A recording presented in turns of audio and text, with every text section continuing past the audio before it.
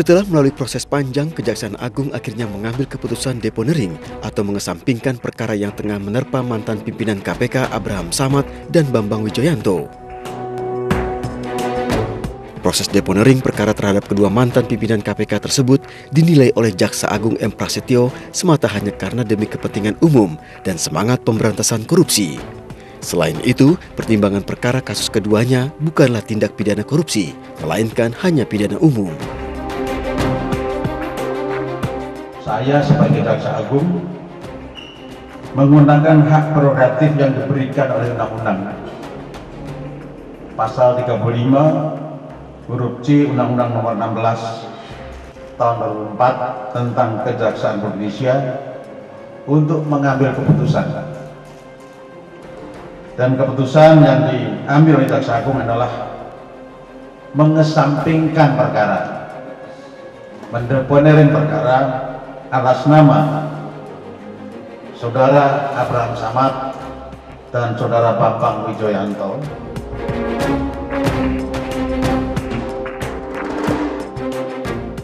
Nah justru itu kan saya katakan Jaksa Agung harus menjelaskan kepentingan publik itu apa supaya masyarakat tahu. Kamu tidak nanya sama saya, nanya sama Jaksa Agung. Meski menjadi hak penuh bagi Jaksa Agung untuk mengeluarkan deponering perkara kedua mantan pimpinan KPK, namun keputusan Kejaksaan Agung tersebut dirasa sebagai langkah yang telah mencederai hukum bagi kepolisian karena tidak melalui proses pengadilan. Deponering memang bikin pusing.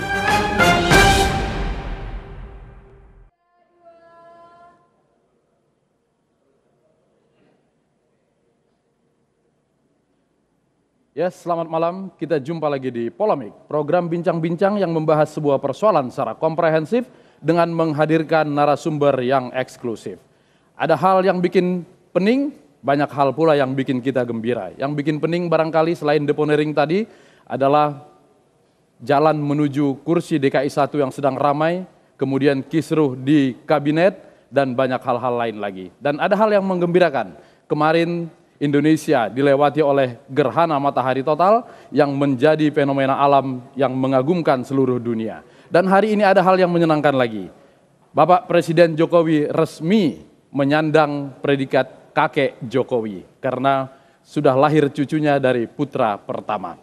Apakah deponering bikin pusing? Itulah tema polemik kita malam hari ini. Dan di studio sudah hadir bersama kita ada Bapak Alphonse Lumau dari P3K. Apa itu P3K? Persatuan Pengacara Pembela Konstitusi. Oh, jadi bukan yang untuk obat-obatan itu P3K ya? Ini soal konstitusi. Kemudian ada Pak Abdullah Heha Mahua. Assalamualaikum.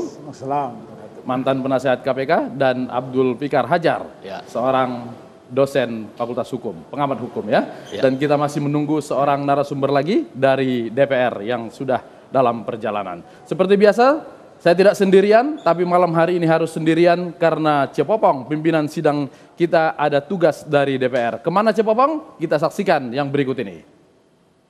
Assalamualaikum, selamat malam dan salam sejahtera. Sampurasun. Dengan sangat menyesal dan permohonan maaf yang sebesar-besarnya kepada para pemirsa bahwa untuk kali ini Cepopong tidak bisa langsung memimpin sidang karena ada tugas DPR yang tidak bisa Cepopong tinggalkan.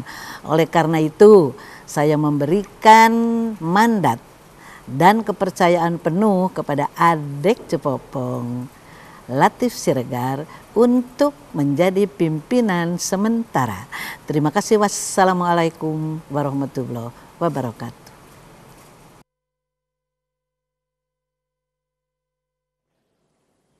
Iya, kalau Cepopong pimpinan sidang tertua, saya menjadi pimpinan sidang termuda, walaupun sudah tidak muda lagi. Mamat, kamu buka aja sidangnya. Oh, kamu masih di borgol ya? Baik. Malam ini perkara saya kesampingkan, kamu dilebebaskan. Silakan minta tolong kepada Bapak mantan polisi ini. Apa masih ingat cara membuka borgol? Ternyata masih bisa. Sekali polisi, tetap polisi ya.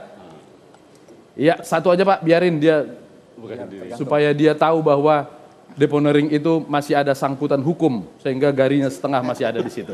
Ya, kita langsung saja. Saya ke Pak Alphonse. Pak Alphonse, Anda dari P3K termasuk yang menggugat atau yang memprotes adanya deponering. Kenapa?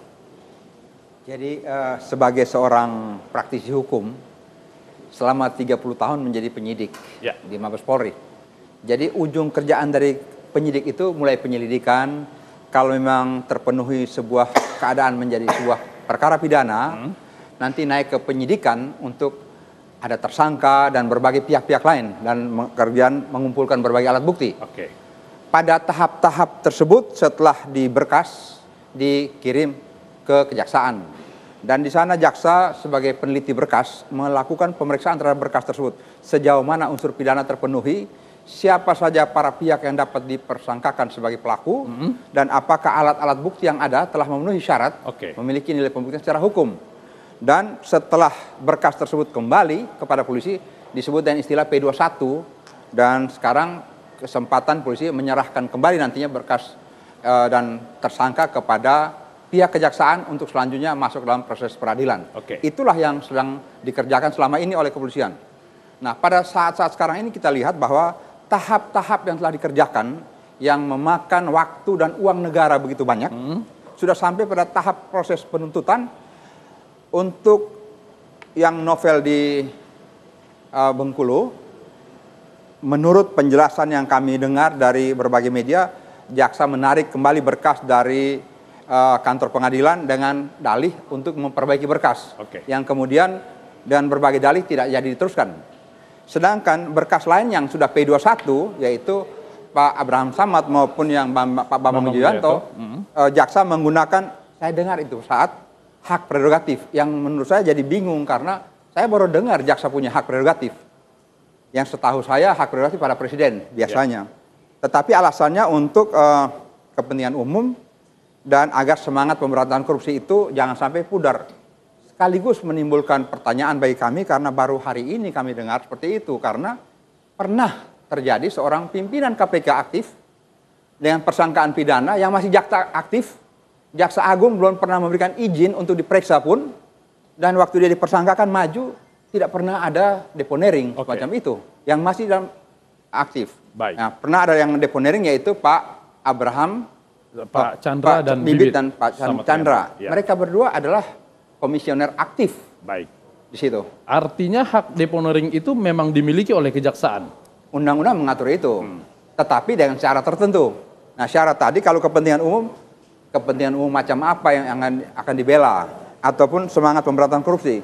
Karena apakah kalau semangat pemberantasan korupsi itu kalau memang nantinya Pak Bambang Wijoyanto dan Abraham Samad itu nanti kalau disidangkan terus semangat pemberantasan korupsi ini menjadi pudar. Ini sekaligus menurut kami telah melakukan pelecehan terhadap profesi para komisioner di KPK karena di KPK bekerja bukan karena orang perorangan, tapi karena sistem yang ditanamkan di sana sudah demikian. Kolegial ya. Kolektif kolegial. Demikian. Saya catat kembali Pak Alphonse, hak deponering memang betul ada di kejaksaan, tapi alasannya yang dipersoalkan. Ya, alasan dipersoalkan. Oke, saya ke Pak Hamahua.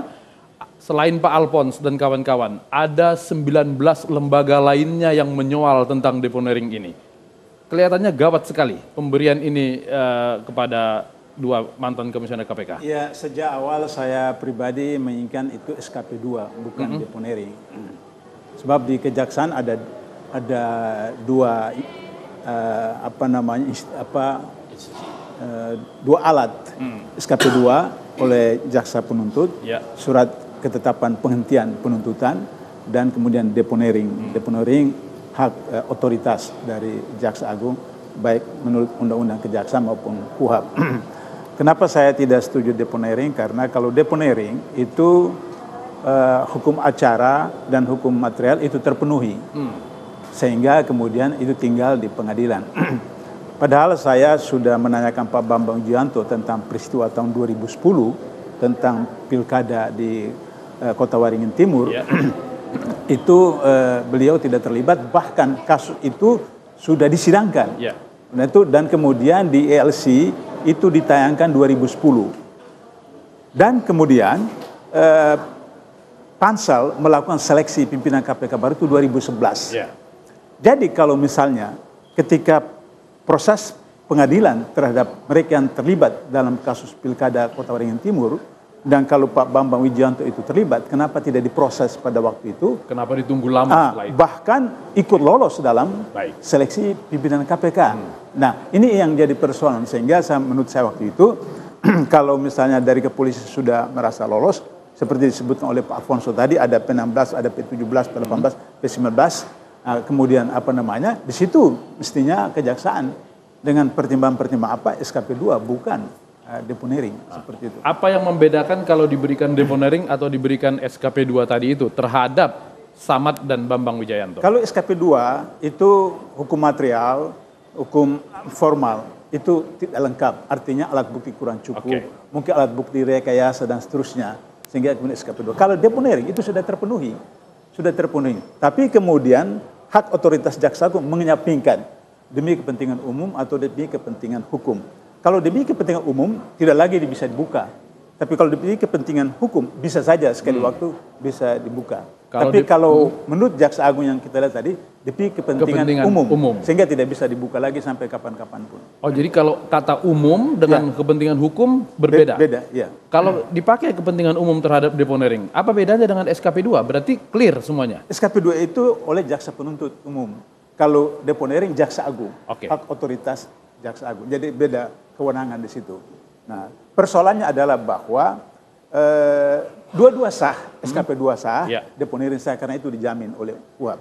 Cuma problemnya adalah bahwa bagi masyarakat ada problem pimpinan KPK mengalami proses masalah. Ini tidak mendidik bagi masyarakat dan kemudian dalam pemberantasan korupsi. Itulah kenapa saya katakan sejak awal, sejak masih kasus 2015, kalau bisa, misalnya kalau di kepolisian bisa SP3, kalau di kejaksaan SKP 2, jangan sampai ke deponering. Artinya kasus tidak dilanjutkan, tapi bukan berarti status tersangkanya hilang kalau deponering. Oh iya, betul, karena tapi karena undang-undang mengatakan kalau deponering demi kepentingan umum sudah tidak bisa dibuka lagi, jadi maka selesai persoalan. Status tersangkanya itu tidak akan membebani Samad dan Bambang Wijoyanto. Cuma beban buat masyarakat, beban juga buat KPK. Bahwa pimpinan KPK punya masalah. Meskipun kalau bahasa orang kampung, berbuat salah tapi dimaafkan. Bahasa kampung begitu. Artinya salahnya tetap ada, tapi maafnya dapat. Kepentingan umum macam apa? Tapi nanti kita harus istirahat dulu. Ya, baik. Pemirsa, kita istirahat dulu, kita akan lanjutkan polemik setelah yang satu ini.